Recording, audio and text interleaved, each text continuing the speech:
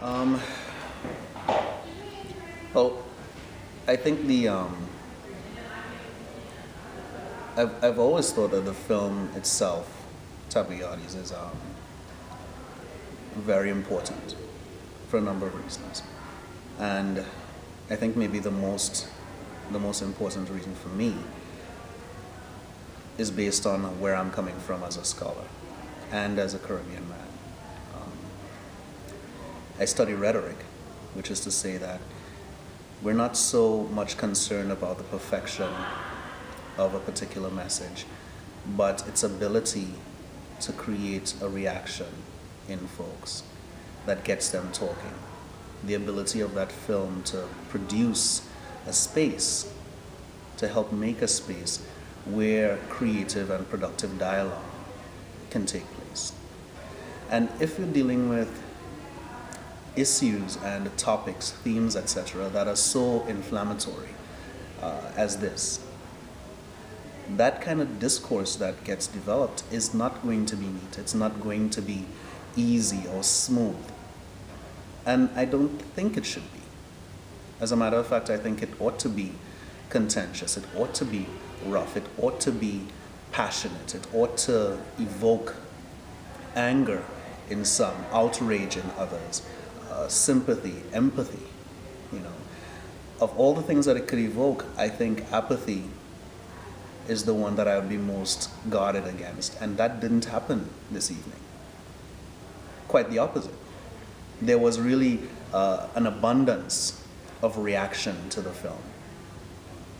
To the film as an imperfect text, to the film as sensationalizing, to the film as propaganda, to the film as problem, whether it's the film itself being a problem or discussing problematic issues.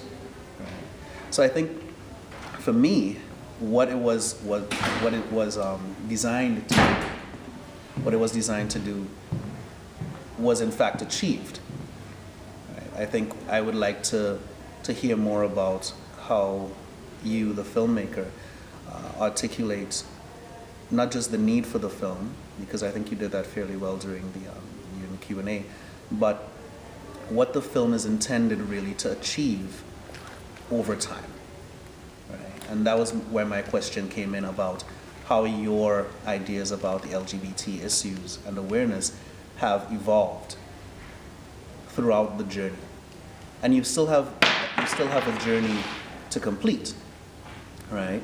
The fact that you have completed this film is not the end of the journey. As a matter of fact, it's kind of like the beginning.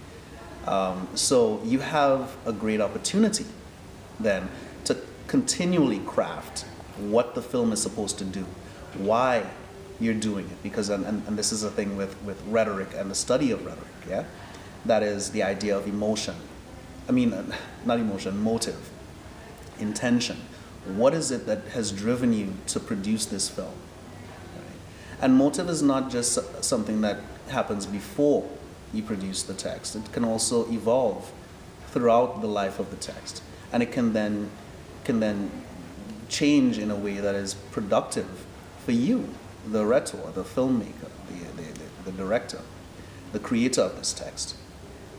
And then it gives you an even more articulate basis for discussing the film, for discussing what the film can do, for discussing what you want to do. You know, different revisions, different approaches, different ideas.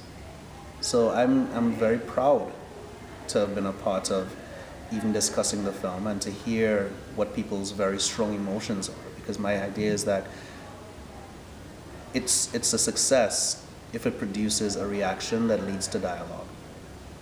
It is not intended to please, it is not intended to pacify, it is not intended to quell how people situate themselves in a particular discourse. Rather, it's to disturb, because it is a disturbing issue. I think that's it. Lisa?